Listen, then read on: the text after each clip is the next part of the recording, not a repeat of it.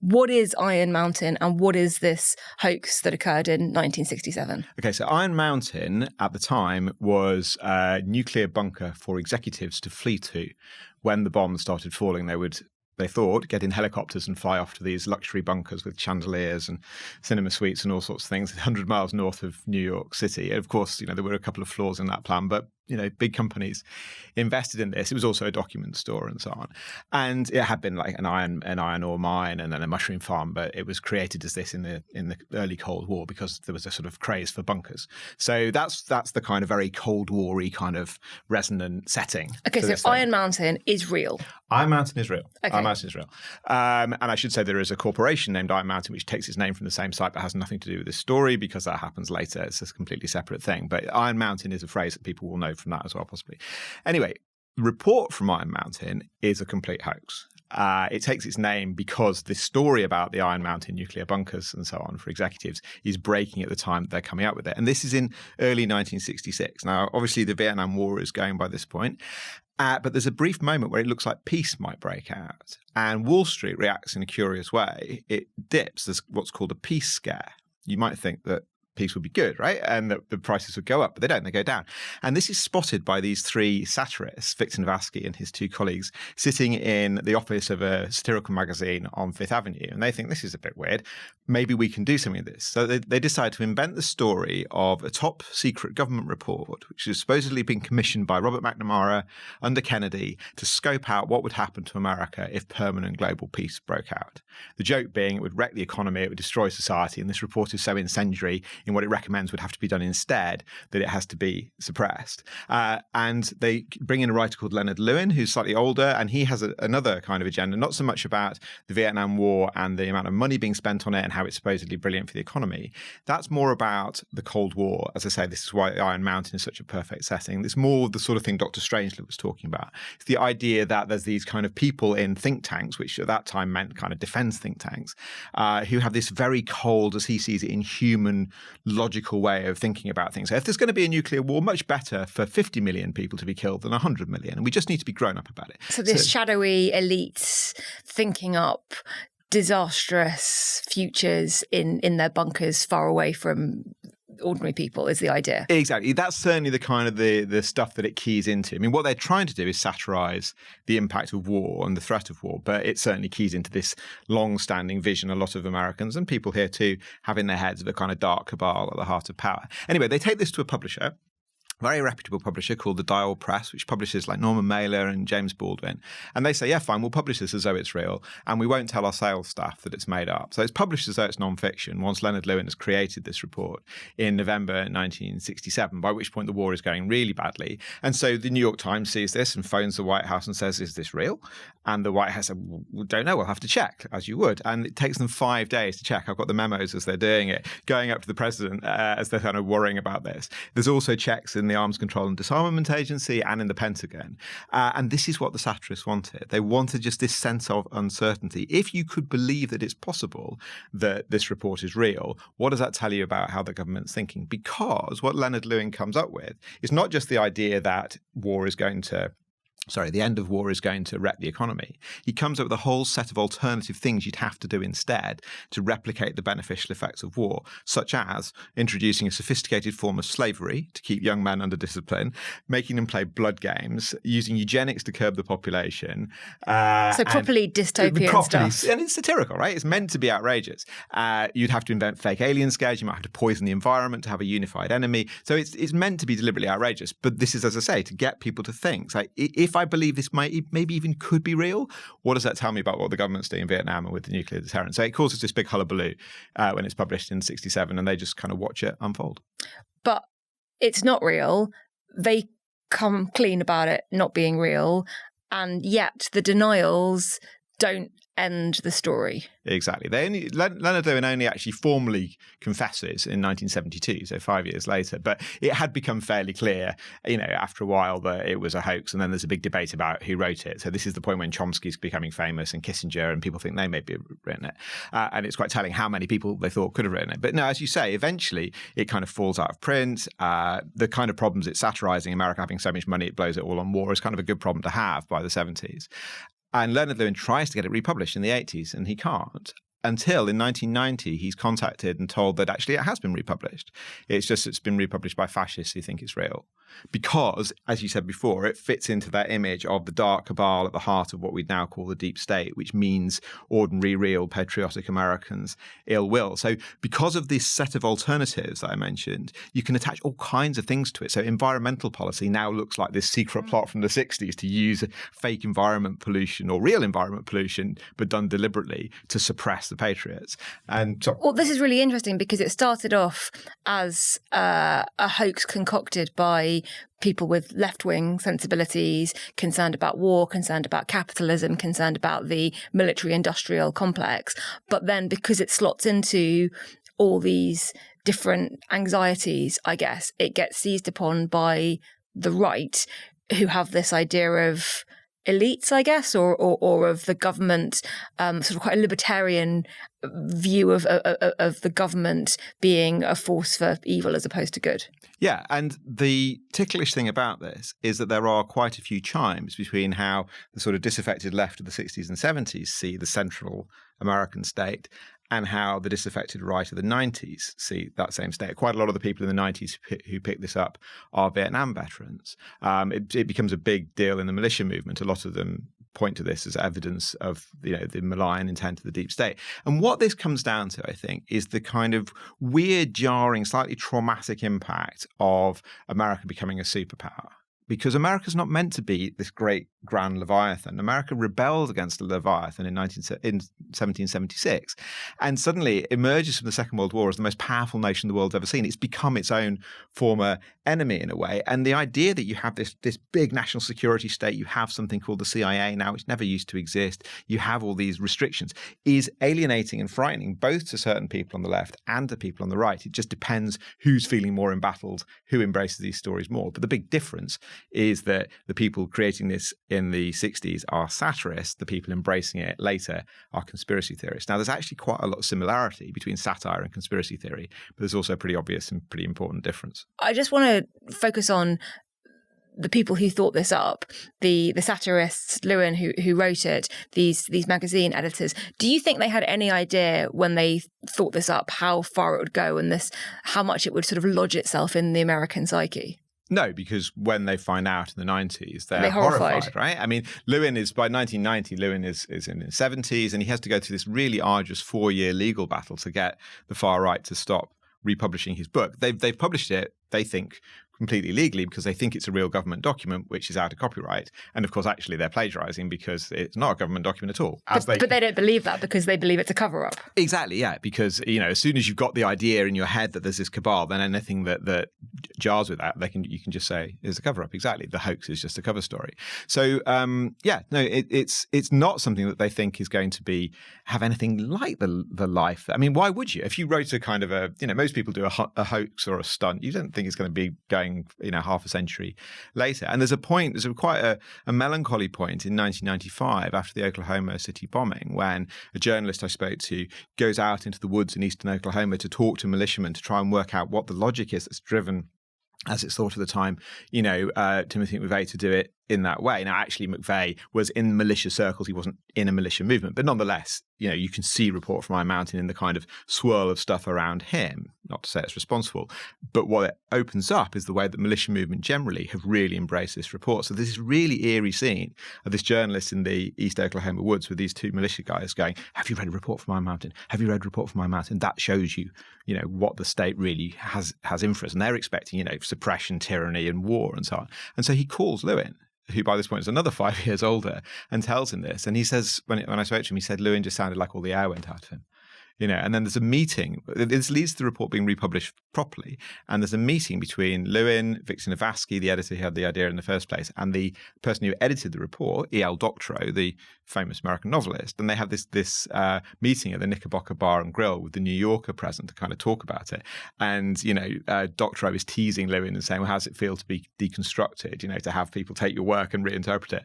And Lewin says, well, it feels pretty awful. And, whatever you say, I'm not doing any book tours in Montana. So, there's a real sense of being blindsided by it. I think what it's about is there's that moment in the late 60s where you can still there's still a sense of like larkiness and playfulness and fun and irreverence, which is how we think of the earlier 60s.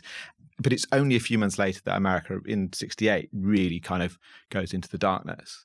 And so as soon as that's happened, this report is a kind of relic from another age. Do you see any parallels between what happened in 1967 with America's complicated relationship with reality now that we've seen play out over the last 5 to 10 years? Oh, 100%. I mean, I think you can see still this very vivid, tenacious sense that there is this kind of dark cabal at the heart of power.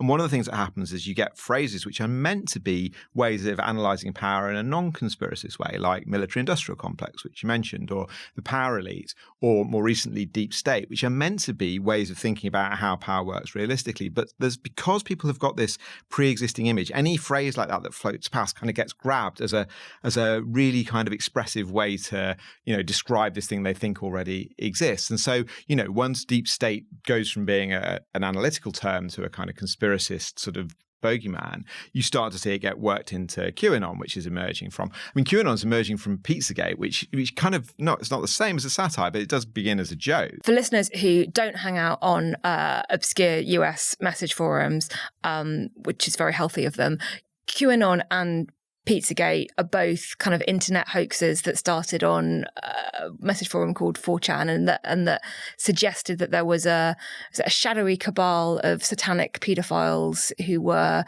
kidnapping children and were in some way linked to the highest levels of the US government. And it was very, very obviously a joke.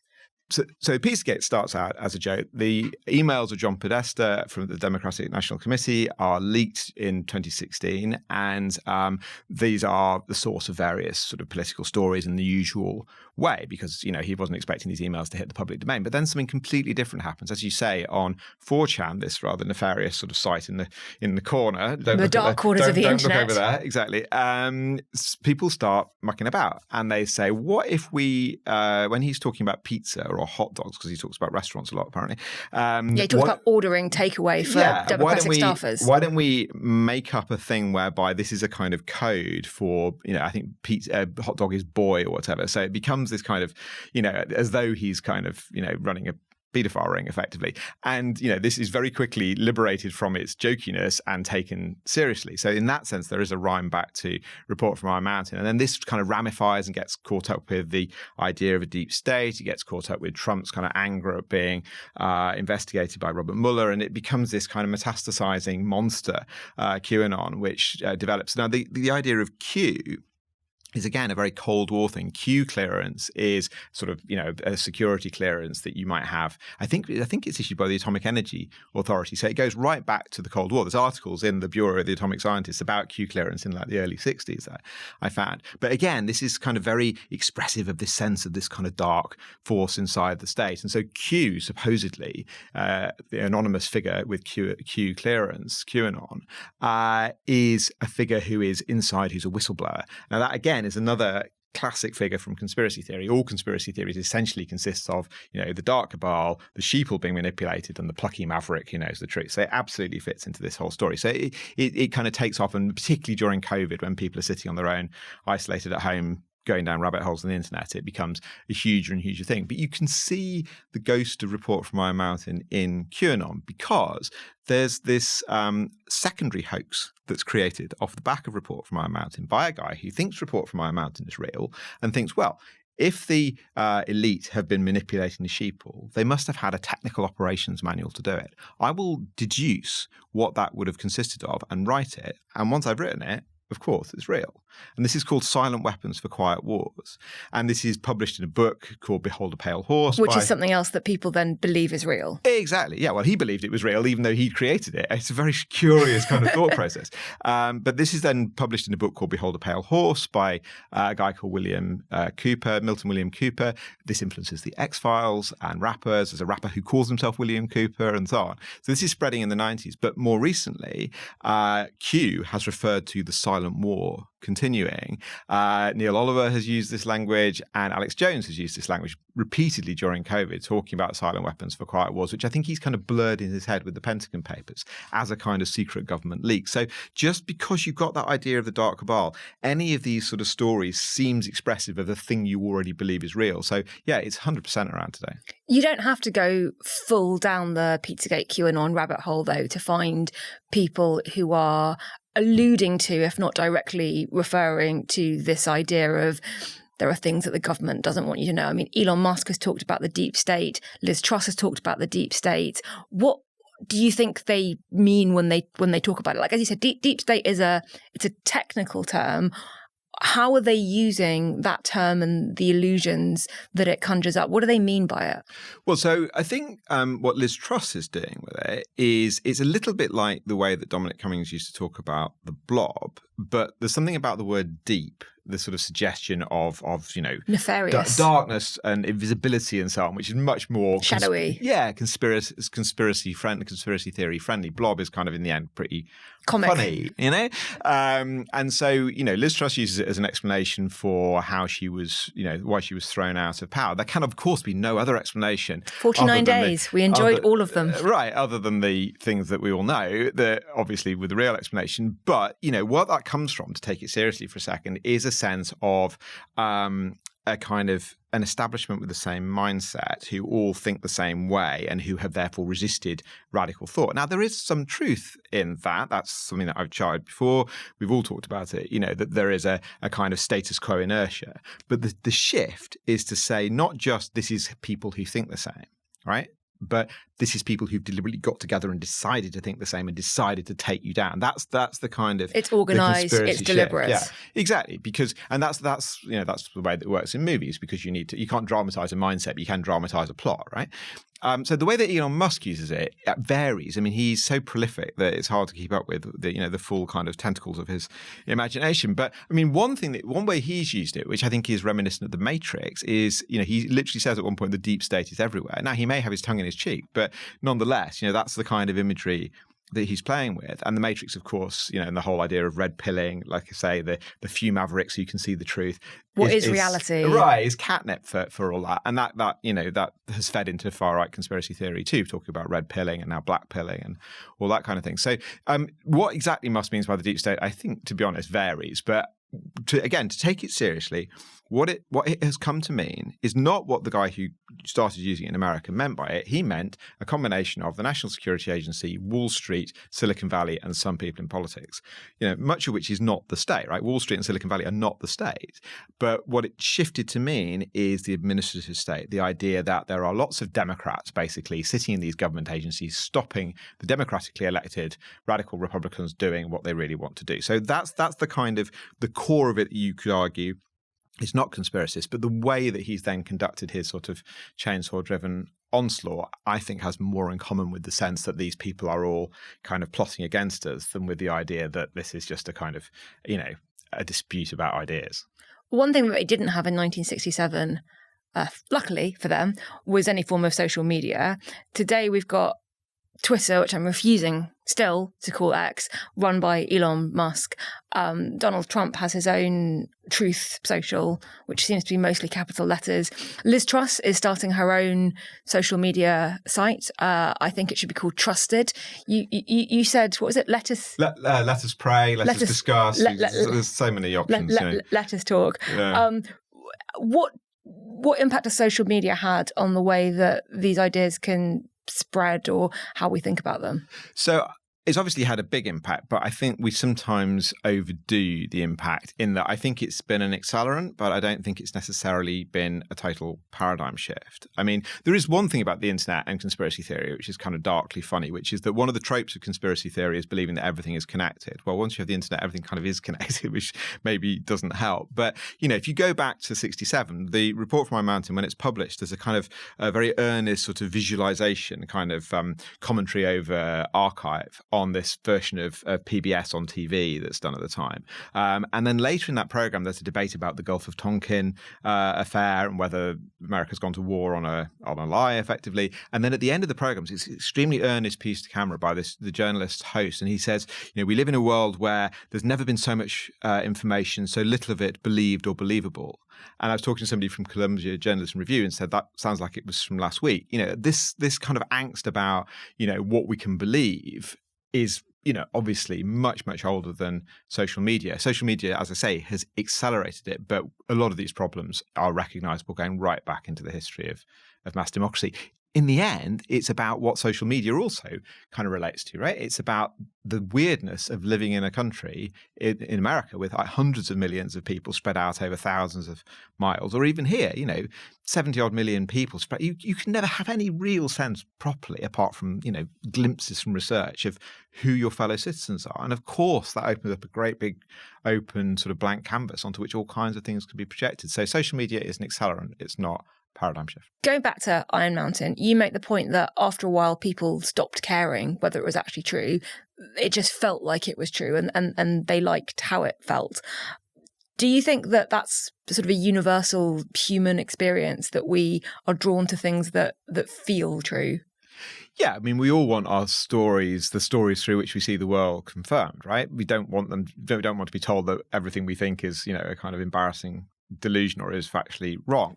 But what's curious about it is it comes down to kind of the difference between facts and truth, which is pretty numinous and slippery, right? When this report's published, I mean, pretty much immediately, there are serious people, academics, people, not just like, young men who've got an obvious reason to want to believe the government is up to no good in trying to send them to Vietnam, who say it fundamentally doesn't matter whether it's authentic because it expresses a truth. Now, up to a point, that's fair enough, because novels express truths, but they're not factual reports of what happened.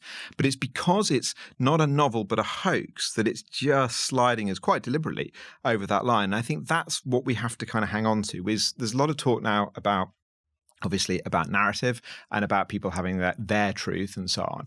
And I think what this points to is, as pious and as boring as it sounds to say it, we kind of have to regard that as too much of a luxury now. We can't just rely on the narratives that make us feel good. We have to have some, humility about rooting them in, fact, or you have to accept that they are movies, they are stories, and that they have a different function from journalism and history. We kind of have to restore that line a little bit if we can.